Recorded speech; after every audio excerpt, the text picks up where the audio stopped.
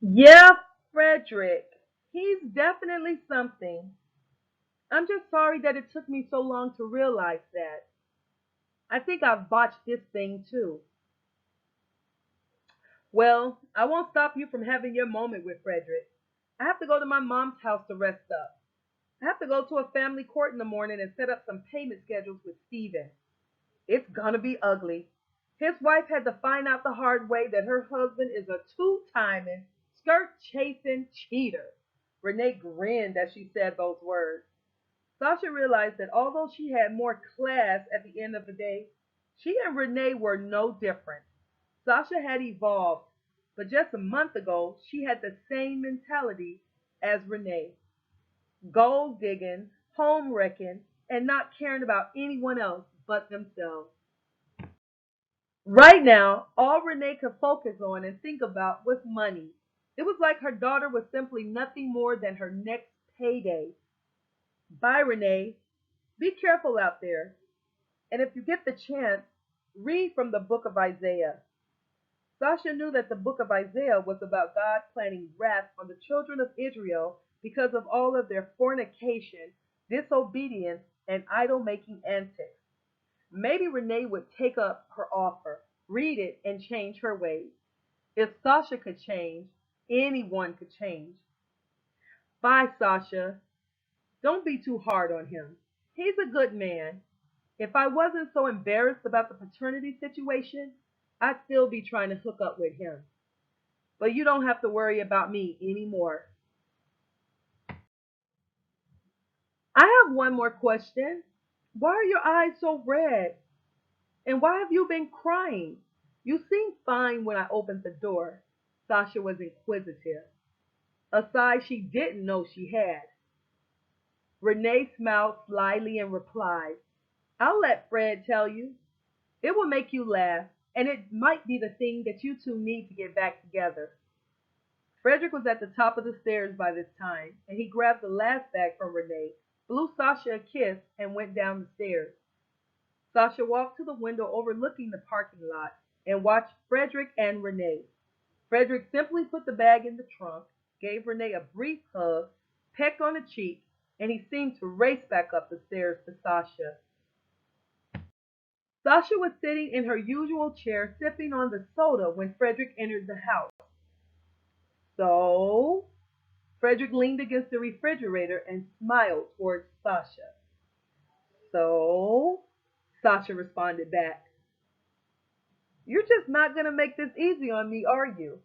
Look, Sasha, I'm sorry for everything.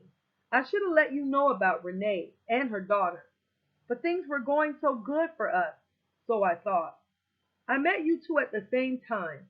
Since me and you weren't all that serious, I would get with her from time to time. She became pregnant like at the same time you and I decided to take our relationship to the next level. I guess it was all just bad timing. I didn't want you to think I was that type of man, so I sort of told her I was married and that I would send her money every payday. As the little girl got older, I realized she didn't resemble anyone in my family. When she got sick some time back, she didn't have my blood type or her mom. That's when I knew something was up. I asked Renee to do the paternity stuff and that I would pay, and she was very hesitant.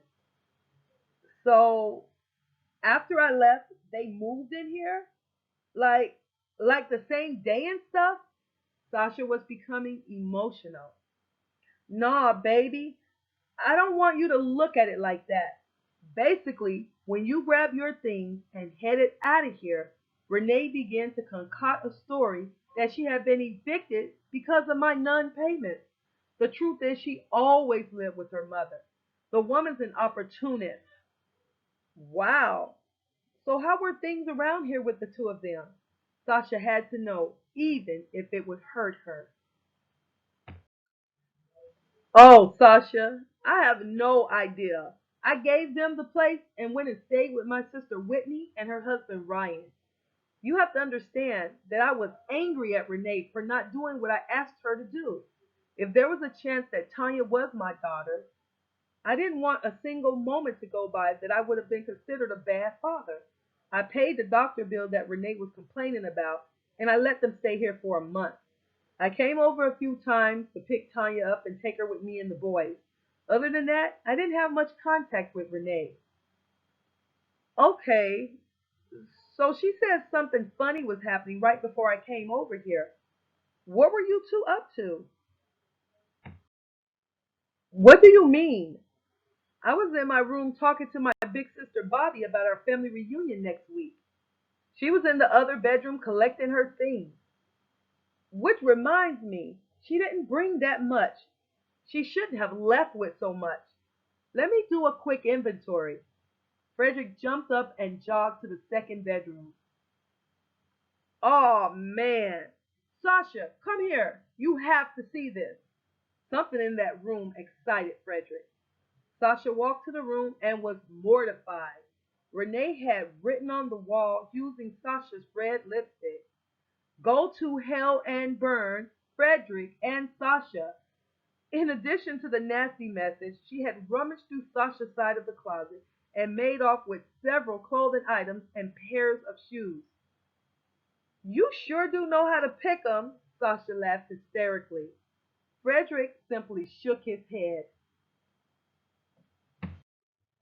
Renee was right. The two of them began to laugh together and soon found themselves in a tight and seductive embrace. Next to the lipstick tube, she left a note that said, "You can keep this lipstick. I'm allergic." Sasha, I love you and I want you back. Frederick, now that I can think clearly, I love you too. I haven't been that angelic, you know. I've had men on the side too, so I can't pass judgment. But I'm serious about the next time I get intimate with a man. It will have to be on our wedding night. I respect that. I'm just glad you're back in my life.